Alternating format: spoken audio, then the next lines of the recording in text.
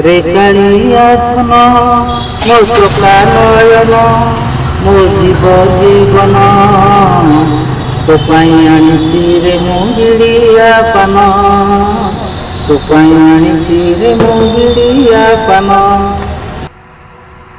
केते टଙ୍କା पाखରୁ ପାନ ଷ୍ଟାର୍ଟ ଆପଣଙ୍କର?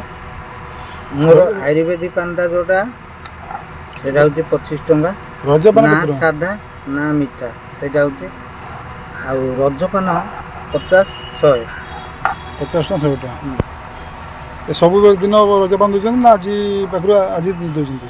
मोर वर्ष जाक ରଜ ପାନ ଦେଉଛନ୍ତି। रजरे टिके अधिका चले किंतु वर्षा सदाबले चले आयुर्वेदिक सेटा ଏ କେମିକାଲି ପାନରେ କେମିକାଲ ଦିଆଯାଇଛି। देखो ମସଲା केमिकाल होची मो पाखरे कौनसी जिनस कलर नाही नेचुराल सबू माने जेंति चेरीटा गोटे मोर तो चेरीटा गुलकंडा किना हुए आ ओरा सब मु बनाई पकाए हैला आ सेई जिनस ओरा आजिकाली देखुଛନ୍ତି दिन हरी रंगर गोटे मसला सब बाहर ए सब सुजी मसला रे रंग नील धलिया कला देगिरी से पानटा खाली मीठा मीठा लागुथो किंतु टेस्टटा जो एई प्रकार जो जिनसटा तयारी करछु ने से जिनसटा सेई प्रकार आसीबो बोल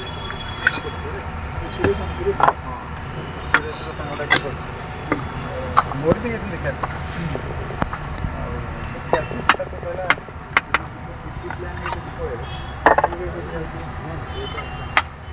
मोर एंती वर्षा जाक चलछि ठीक है रजरे टिके अधिका तयारी करिया पड़ुछि।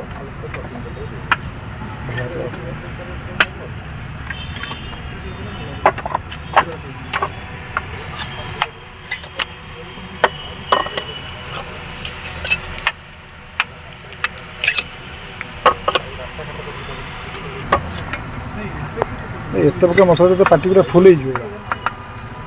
ତାପାଇଁ ସେଥିପାଇଁ ତିଆରି ହେଇଛି ଆଉ ଫୁଲ ହେତେ ପାଟିରେ ପୁରେଇ ଚୋବେଇ କାମୁଡ଼ିକି ଖାଇଲା ମାନେ 2 ମିନିଟ୍ରେ ଉଡ଼ିଯିବ।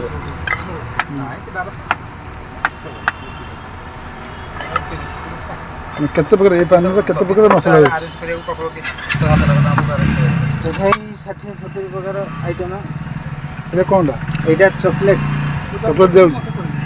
चॉकलेट ही गोटे मसला तक तैयारी कराई ता ना दिया चॉकलेट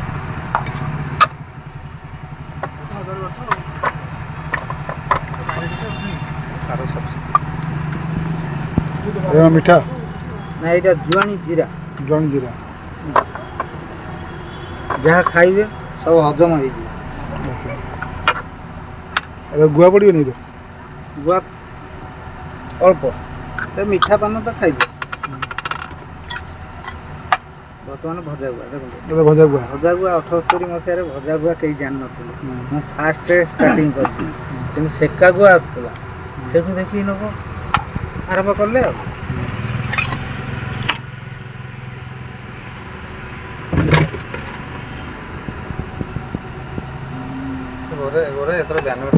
ଏଇଟା କୋଉ ଗୁଆ?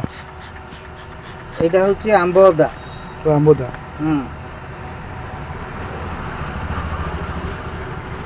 ଆଉ ଗୋଟେ କଭର କରାହବ ତାକୁ କଭର।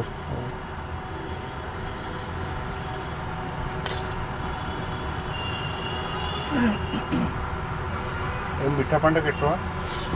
ଏଇଟା 50 ଟଙ୍କା।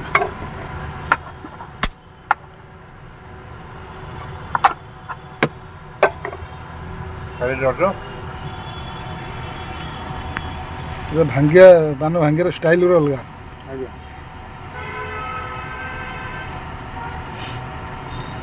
ଗହଳି ଟାଇମରେ ଆଉ ଏତେ ଗୁଡ଼ା ତଥାପି କରିବାକୁ ପଡ଼ୁଛି।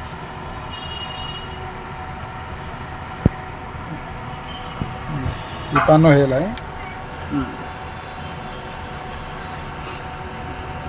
ମୋର ପାନ ଦୁଇଟା ରହିଲା।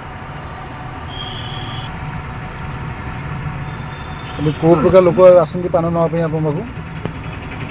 ବହୁତ ଦୂର ଦୂରରୁ ଆସନ୍ତି। ମୋର କିନ୍ତୁ ପାଖକୁ କେହି ପାନ ଖାଆନ୍ତିନି। ପାଖ ଲୋକ କେହି ଖାଆନ୍ତିନି ନା ତ ବାହାରୁ ଆସୁଛନ୍ତି ମାନେ ସେଇ ସବୁ ସେଇ 2 ନମ୍ବର ଦରଦା ରଖି 10 ଟଙ୍କାରେ 3ଟା ଦେବେ। ଆମେ ତ ଗୋଟେ ପାନ ବିକୁ 7 ଟଙ୍କା ପାଇଁ ଏଇ ପାଖକୁ ସେ ଗରାକ ଅଛନ୍ତି ଶସ୍ତାରେ ଖୋଜନ୍ତି 10 ଟଙ୍କାରେ 3ଟା ପାନ ଖାଇବା ସେ ଜର୍ଦା ଆମେ ରଖୁନୁ। ଯଦି 50 ଟଙ୍କା ପାନ ବିକିଲେ ଖର୍ଚ୍ଚ ଆପଣ କେତେ ଟଙ୍କା? ସେମିତି ତ ମୁଁ ହିସାବ କରିଲେ ତ ମୁଁ ଭାଙ୍ଗି ପାରିବିନି। ମୋର ଯେତିକି ପରିଶ୍ରମ ଯେତିକି ମୂଲ ମୁଁ ଦିନ ରାତି ଖଟୁଛି ହେଇଗଲା ମୋର ହେଇଯାଇଛି ତ ଦଉଛି ସେ ଦେଇଛି। ଆଜ୍ଞା ହେଇଯାଇଛି ତମର ଚାଲିଛି।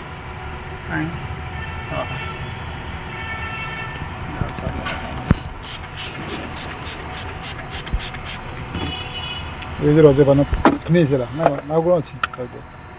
ରଜପାନ ଏଇ 12 ମାସି ଜାଗା ରଜପାନ ଏମିତି ଭଙ୍ଗା ହେଉଛି, କିନ୍ତୁ ଗୋଟେ ରଜପାନ ସମସ୍ତେ କୁହନ୍ତି। ଆଉ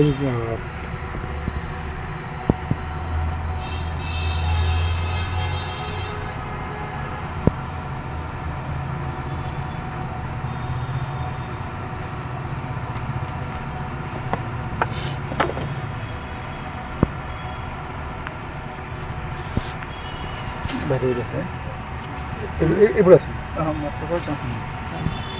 ଏମିତି ଦେଇଦେବେ ପାନଟା ବଢ଼ାଇବେ।